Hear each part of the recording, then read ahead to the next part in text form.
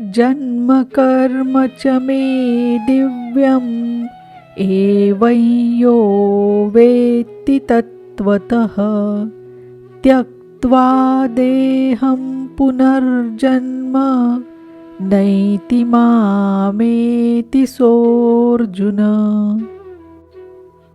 अर्जुन, मेरा वह जन्म अर्थात ग्लानि के साथ स्वरूप की रचना तथा मेरा कर्म अर्थात दुष्कृतियों के कारणों का विनाश, साध्य वस्तु को दिलाने वाली क्षमताओं का निर्दोष संचार, धर्म की स्थिरता, यह कर्म और जन्म दिव्य अर्थात अलौकिक है, लौकिक नहीं है।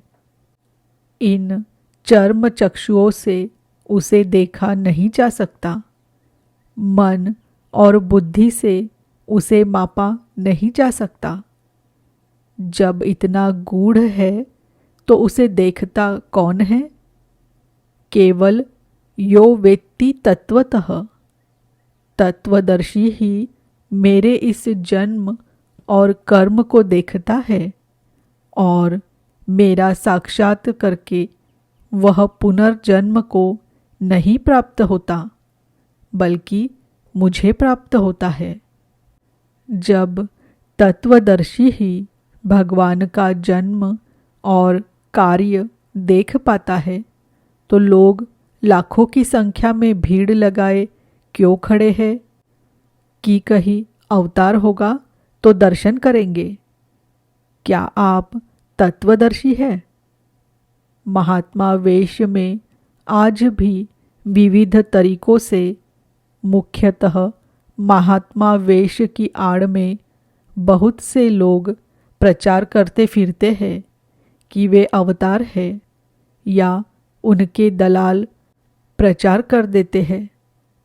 लोग भेड़ की तरह अवतार को देखने टूट पड़ते हैं, किंतु श्री कृष्ण कहते हैं कि केवल तत्वदर्शी ही देख पाता है। अब तत्वदर्शी किसे कहते हैं?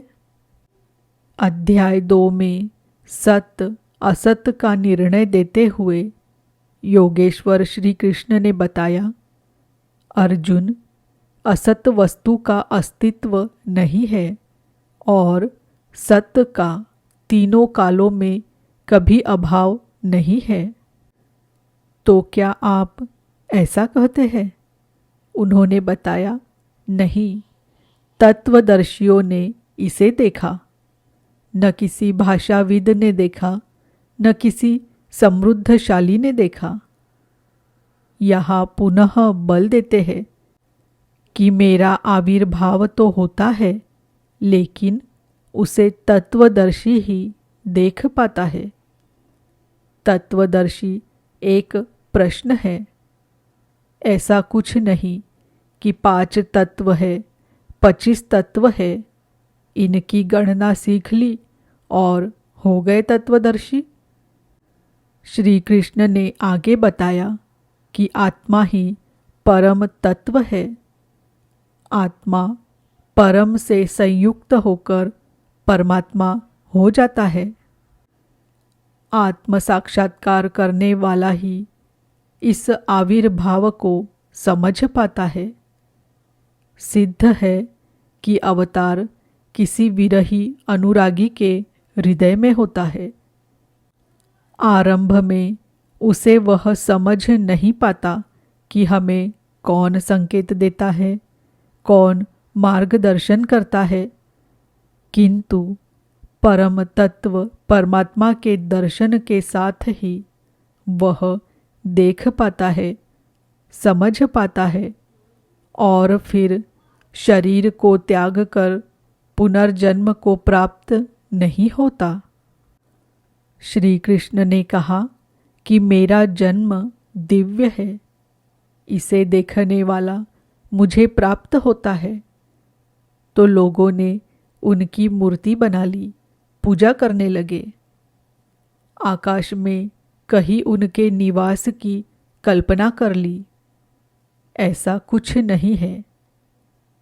उन महापुरुष का आशय केवल इतना है कि यदि आप निर्धारित कर्म करें तो पाएंगे कि आप भी दिव्य है।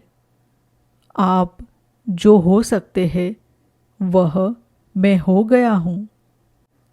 मैं आपकी संभावना हूँ, आपका ही भविष्य हूँ। अपने भीतर आप जिस दिन ऐसी पूर्णता पा लेंगे तो आप भी वही होंगे जो श्री कृष्ण है। जो श्री कृष्ण का स्वरूप है वही आपका भी हो सकता है। अवतार कहीं बाहर नहीं होता। हाँ, यदि अनुराग पूरित हृदय हो तो आपके भीतर भी अवतार की अनुभूति संभव है। वे आपको प्रोत्साहित करते हैं कि बहुत से लोग इस मार्ग पर चलकर मेरे स्वरूप को प्राप्त कर चुके हैं। वीतराग भय क्रोधा मन्मया मामुपाश्रिताः बहवो ज्ञान तपसा पूता मद्भावमागताः।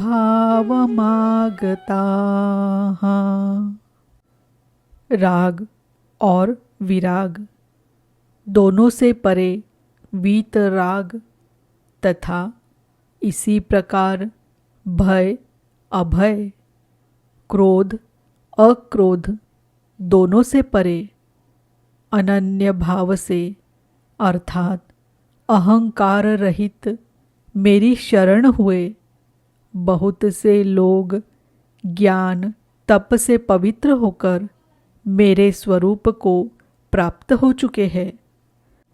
अब ऐसा होने लगा हो ऐसी बात नहीं है।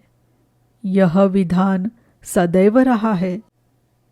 बहुत से पुरुष इसी प्रकार से मेरे स्वरूप को प्राप्त हो चुके हैं। किस प्रकार? जिन जिन का हृदय अधर्म की वृद्धि देखकर परमात्मा के लिए ग्लानि से भर गया, उस स्थिति में मैं अपने स्वरूप को रचता हूँ। वे मेरे स्वरूप को प्राप्त होते हैं। जिसे योगेश्वर श्री कृष्ण ने तत्व दर्शन कहा, उसे ही अब ज्ञान कहते हैं। परम तत्व है परमात्मा। उसे प्रत्यक्ष दर्शन के साथ जानना ज्ञान है। ऐसी जानकारी वाले ज्ञानी मेरे स्वरूप को प्राप्त करते हैं। यहाँ प्रश्न पूरा हो गया। अब वे योग्यता के आधार पर भजने वालों का श्रेणी विभाजन करते हैं। ये यथा मां प्रपद्यन्ते तांस्तथैव भजाम्यहम् मम वर्त्मानुवर्तन्ते मनुष्याः पार्थ सर्वशः। पार्थ, जो मुझे जितनी लगन से जैसा भजते हैं मैं भी उनको वैसा ही भजता हूँ। उतनी ही मात्रा में सहयोग देता हूँ। साधक की श्रद्धा ही कृपा बनकर उसे मिलती है। इस रहस्य को जानकर सुधी जन संपूर्ण भावों से मेरे मार्ग के अनुसार ही बरतते हैं। जैसा मैं बरतता हूँ, जो मुझे प्रिय है वैसा ही आचरण करते हैं। जो मैं कराना चाहता हूँ वही करते हैं। भगवान कैसे भजते हैं? वे रथी बनकर खड़े हो जाते हैं, साथ चलने लगते हैं। यही उनका भजना है। दूषित जिनसे पैदा होते हैं उनका विनाश करने के लिए वे खड़े हो जाते हैं। सत्य में प्रवेश दिलाने वाले सद्गुणों का परित्राण करने के लिए वे खड़े हो जाते हैं। जब तक इष्ट देव हृदय से पूर्णतः रथी न हो और हर कदम पर सावधान न करे, तब तक कोई कैसा ही भजनानंदी क्यों न हो, लाख आंखें मूंदे, लाख प्रयत्न करे, वह इस प्रकृति के द्वंद्व से पार नहीं हो सकता। वह कैसे समझेगा कि वह कितनी दूरी तय कर चुका, कितनी शेष है। इष्ट ही आत्मा से अभिन्न होकर खड़े हो जाते हैं और उसका मार्गदर्शन करते हैं कि तुम यहाँ पर हो, ऐसे करो, ऐसे चलो। इस प्रकार प्रकृति की खाई पाटते हुए, शनै शनै आगे बढ़ाते हुए स्वरूप में प्रवेश दिला देंगे। भजन तो साधक को ही करना पड़ता है, किंतु उसके द्वारा इस पथ में जो दूरी तय होती है वह इष्ट की देन है। ऐसा जानकर सभी मनुष्य सर्वतोभावेन मेरा अनुसरण करते हैं। किस प्रकार वे बरतते हैं